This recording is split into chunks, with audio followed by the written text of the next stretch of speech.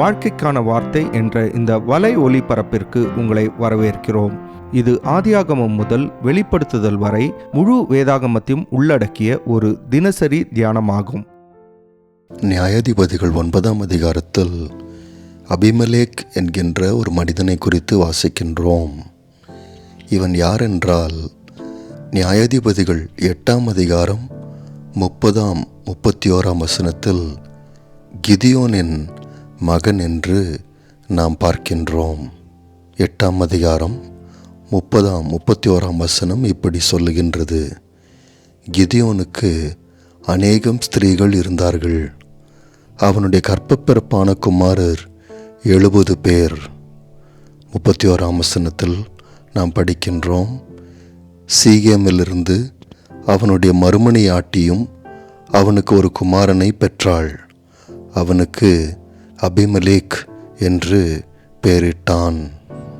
இப்பொழுது 9ஆம் அதிகாரம் 1ஆம் வசனத்தில் நாம் வாசிக்கின்றோம்: எருபாகாலின், அதாவது கிதியோனின் குமாரன் அபிமெலேக்கு சீகேமில் இருக்கிற தன் தாயின் சகோதரரிடத்திற்கு போய் அவர்களையும் தன் தாயின் தகப்பனுடைய வம்சமான அனைவரையும் நோக்கி, 2ஆம் வசனம்: எருபாகாலின் குமாரர் 70 பேராகிய எல்லாரும் உங்களை ஆளுவது உங்களுக்கு நல்லதோ? ஒருவன் மாத்திரம் உங்களை ஆளுவது உங்களுக்கு நல்லதோ என்று நீங்கள் சீகேமில் இருக்கிற சகல பெரிய மனுஷரின் காதுகளும் கேட்க பேசுங்கள். நான் உங்கள் எலும்பும் உங்கள் மாம்சமானவன் என்று நினைத்து கொள்ளுங்கள் என்றான். அப்படியே அவன் தாயின் சகோதரர் சீகேமில் இருக்கிற சகல பெரிய மனுஷரின் காதுகளும் கேட்க இந்த வார்த்தைகளையெல்லாம் அவனுக்காக பேசினார்கள். அப்பொழுது அவன் நம்முடைய சகோதரன் என்று அவர்கள் சொன்னதினால் அவர்கள் இருதயம் அபிமெலேக்கை பின்பற்ற சாய்ந்தது என்று வாசிக்கின்றோம்.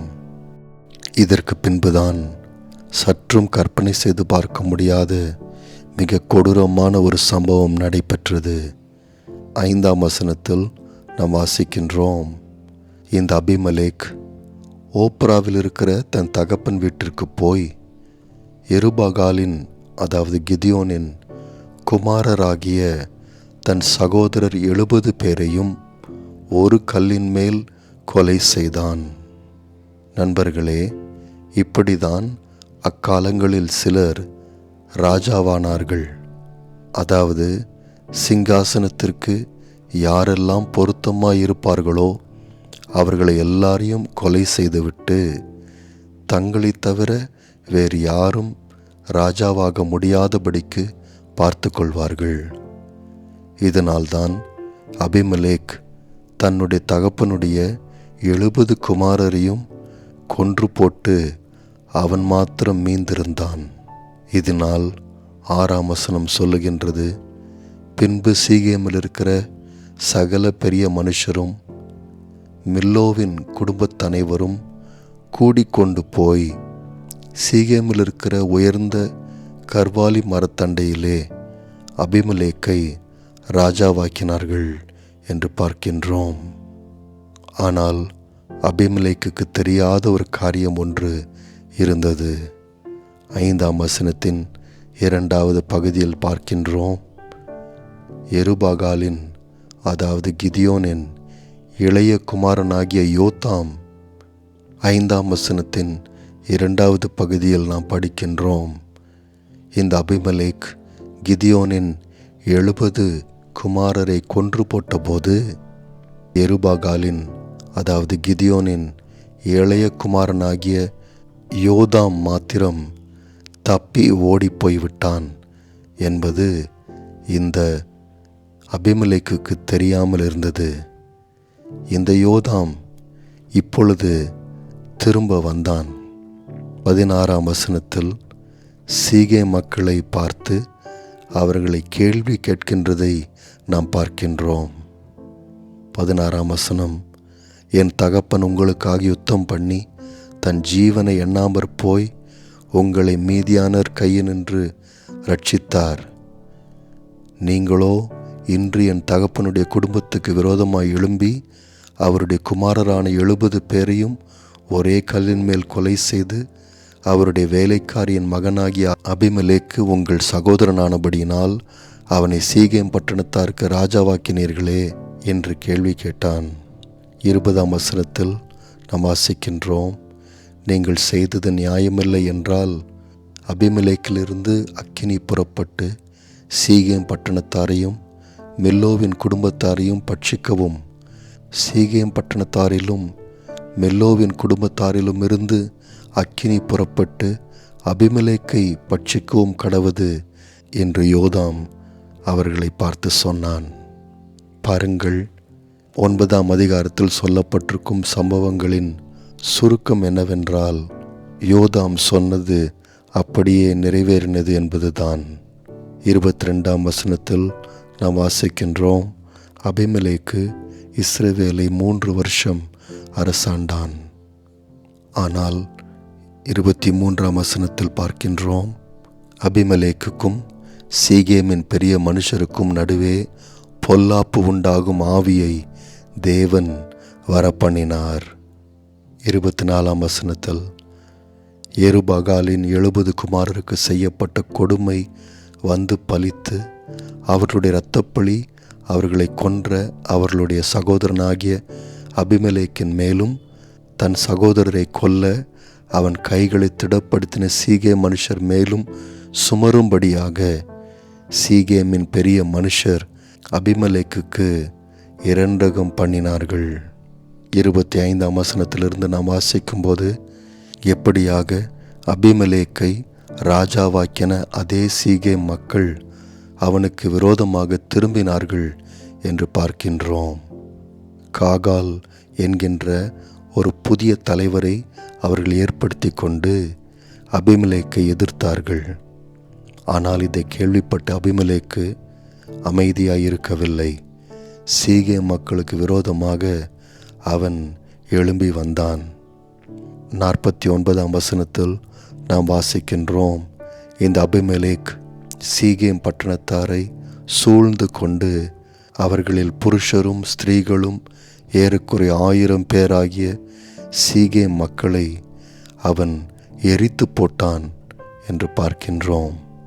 நண்பர்களே, 9ஆம் அதிகாரத்தில் சொல்லப்பட்டிருக்கும் இந்த சம்பவத்தின் நோக்கம்தான் என்ன, அர்த்தம்தான் என்ன? இந்த அதிகாரத்தின் கடைசி 2 வசனங்களாகிய 56, 57ஆம் வசனங்களில் இந்த சம்பவத்தினுடைய குறிப்பை நாம் படிக்கின்றோம். 56, 57 சொல்லுகின்றது, இப்படியே அபிமெலேக் தன்னுடைய 70 சகோதரரை கொலை செய்ததினால் தன் தகப்பனுக்கு செய்த பொல்லாப்பை தேவன் அவன் மேல் திரும்பும்படி செய்தார். சீகேம் மனுஷர் செய்த எல்லா பொல்லாப்பையும் தேவன் அவர்கள் தலையின் மேல் திரும்பும்படி செய்தார். எருபகாலின் குமாரன் யோதாமின் சாபம் அவர்களுக்கு பலித்தது என்று வாசிக்கின்றோம். ஆம் நண்பர்களே, நாம் ஆராதிக்கும் தேவன் நீதியை சரி கட்டுகின்ற தேவனாயிருக்கின்றார். பொல்லாப்பு செய்கின்ற மனிதர்களுக்கு அவர் நிச்சயம் நீதியை சரி கட்டுகின்றார். சங்கீதம் 9, 15, 16 வசனங்களை வாசிக்கும்போது, ஜாதிகள் தாங்கள் வெட்டின குழியில் தாங்களே விழுந்தார்கள், அவர்கள் மறைவாய் வைத்த வலையில் அவர்களுடைய காலே அகப்பட்டு கொண்டது. கர்த்தர் தாம் செய்த நியாயத்தினால் அறியப்படுகின்றார். துன்மார்க்கன் தன் கைகளின் செய்கையிலே சிக்கிக்கொண்டான் என்று வாசிக்கின்றோம். சங்கீதம் 103, சங்கீதம் 6ஆம் வசனத்தில் நம்முடைய தேவன் யார் என்று சொல்லப்பட்டிருக்கின்றது. 6ஆம் வசனம் சொல்லுகிறது, ஒடுக்கப்படுகிற யாவருக்கும் கர்த்தர் நீதியையும் நியாயத்தையும் செய்கின்றார். ஆம் நண்பர்களே, ஒருவரும் ஒன்றும் செய்ய முடியாமல் போகும்போது தேவன் பொல்லாப்பு செய்கிறவர்களுக்கு நிச்சயம் நீதியை சரி கட்டுகின்றார். ஆகவேதான் விசுவாசிகள் கர்த்தரிடத்தில் நீதி எதிர்பார்க்கின்றார்கள். அவர்கள் அநீதி இழைக்கப்படும் போது கர்த்தரை நோக்கி அவர்கள் வேண்டுகின்றார்கள். சங்கீதம் 7ஆம் சங்கீதம் 6ஆம் வசனத்தில் சங்கீதக்காரன் இப்படியாக ஆண்டவரை நோக்கி ஜெபம் பண்ணுகின்றார். கர்த்தாவே, நீர் உம்முடைய கோபத்தில் எழுந்திருந்து என் சத்துருக்களுடைய மூர்க்கங்களின் நிமித்தம் உம்மை உயர்த்தி எனக்காக வெளித்து கொள்ளும் நியாய தீர்ப்பை நியமித்திருக்கிறீரே என்று ஆண்டவர் நோக்கி ஜெபம் பண்ணுகின்றான். ஆம் நண்பர்களே, நமக்கு விரோதமாய் இழைக்கப்படும் அநியாயங்களை கர்த்தர் பார்க்கின்றார். அவர் நிச்சயம் கேள்வி கேட்கின்றார். நிச்சயமாக நியாயத்தை வரப்பண்ணுகின்றார். நேயர்களே, இந்நிகழ்ச்சியை கேட்டதற்காய் நன்றி. மீண்டும் ஒரு புதிய அத்தியாயத்துடன் வாழ்க்கைக்கான வார்த்தையில் நாளை சந்திப்போம்.